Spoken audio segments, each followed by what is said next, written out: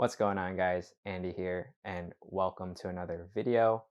In this video, I wanted to talk to you all about something that is incredibly important to those of you with creative passions, and that is burnout. If you're new here, I'm a full-time user experience engineer on a journey to create amazing characters and exciting worlds while sharing everything I learn along the way with you. Now, some of you may be thinking that this video and content is a bit of a departure from the character design tips that I've been publishing recently, but I wanted to share my thoughts on burnout as it is something that we might find ourselves facing often, and I myself have been facing. But I did just recently come back from a small vacation with friends, and having gone through a phase of recharge and rejuvenation, I thought this might be a good time to share my thoughts on creative burnout. So, what is it? Well, have you ever felt overly drained or overwhelmed? Maybe you've been feeling a frustration that leads to reduced creative ability. Or, well, I think most people can relate to this one. And have you been procrastinating?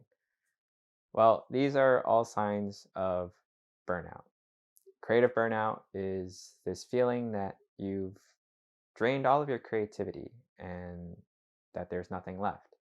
If you're dreading to start work, feeling tired and stressed all the time, or you suspect that you'll never be able to create something good again. It's this plague that, quite frankly, is experienced too often and too widely within the creative community, whether you're creating professionally or even as a hobbyist. So, what is it related to and what causes it? Well, in a research study published in 2017 regarding the burnout in healthcare professionals, researchers found that there was empirical data that pointed to a negative relationship between empathy and burnout. It found that the profession that had the highest rate of burnout was actually nursing. This makes sense when you think of what nurses do. They essentially work to create comfort and provide a feeling of safety in patients, and that requires a whole lot of empathy. And they do this for long hours, several days a week. Now, if we focus our attention to us in the creative community, at the root, we create art from an empathetic place. For many of us, we create to elicit an emotional response, be it for ourselves or for our viewers and communities.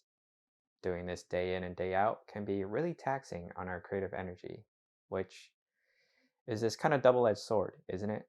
To be creative, we need to be empathetic, but by being creative, we also consume from that same tank.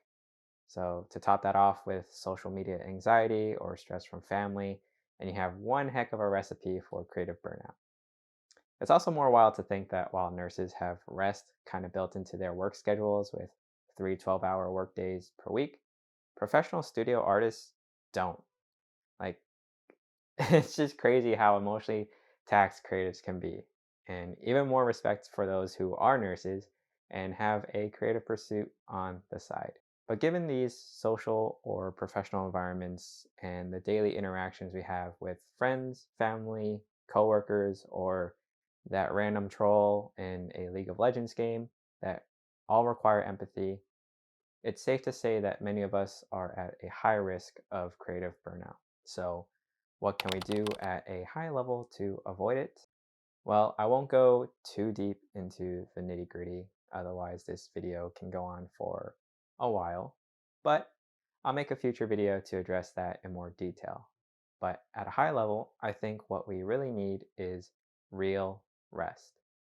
But what is real rest? I think this question is best answered by looking at examples of things that aren't real rest.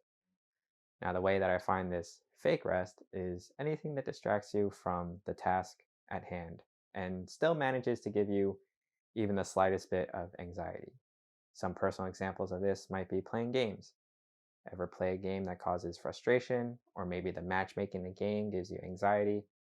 Maybe a game brings about some levels of trauma, or even, you know, you finish a game session and think to yourself, man, all that time could have been used to draw. These are all things that I experience when I play games on occasion, so gaming is not a form of real rest for me. Browsing ArtStation or any social media might trigger these similar reactions too. You might be thinking to yourself, does this comment I'm writing make me come off as needy, a little too clout chasey? Or maybe I haven't commented on any posts in the last 2 days. Maybe I should go on a commenting spree because that's apparently what other people do when they disappear for a day, right? Again, if you find yourself having this type of inner dialogue, maybe social media browsing isn't the form of real rest you need. Now ask yourself, what can I do that feels thoughtless? What can I do that gives me fulfillment and doesn't make me question how I spent my time and my choices throughout my day? There is no one size fits all answer to this question, but from what I've experienced and recognized throughout my time away with friends is that the things that really recharge me are the simple things in life: going out for a walk, getting some sunlight, having a good laugh, order a nice drink, eat a tasty meal, listen to some good music. Things that I can do that I don't feel guilty about, things that come naturally, and things that contribute to an overall betterment of my mood. At a deeper level, rest might also look like setting boundaries on work and other social interactions. If burnout and empathy are correlated to one another, maybe it's time to be selfish with the empathy that we have. Reserve it for moments that matter and distribute it wisely. So you have enough of that empathy to be creatively fueled and charged. It could even be, you being more direct and blunt and not beating around the bush when communicating with coworkers or even friends and partners. At the end of the day, be deliberate with your empathetic energy. We create art from an empathetic level, and when we need to recharge that energy, we should be thinking about it as if it's like an injury. When you get hurt or feeling sore, to rest, we keep weight off that area and don't add additional strain to it. We want to do that with our empathy and creative energy. Rest in ways where you can refill that energy and not expend it. There's no saying how long it will take, but over time, you'll find that creative drive and energy again. But before you even get to this stage of burnout, take all these things into consideration and protect yourself and your creative drive. Prevention is the best solution here. Hopefully, some of these tips and examples can help.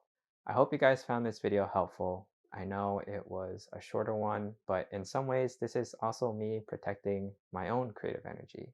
That said, I do plan on jumping back into the character design tips soon, so look forward to that. And if you haven't already, definitely subscribe and turn on notifications so you don't miss it.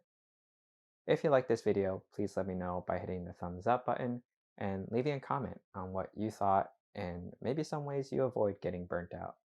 All likes and comments do a lot in promoting my videos to others on YouTube, so your help is very much appreciated. I've also got a few art pieces I finished recently that I'll be sharing on my social media, so don't forget to follow me on both my Instagram and Twitter. And finally, if you're looking for an awesome community filled with wholesome artists, check out our Discord server linked in the description. With all that out of the way, like always, I hope you guys have an amazing day ahead of you, create wonderful and fulfilling art, and I look forward to seeing you guys in the next one.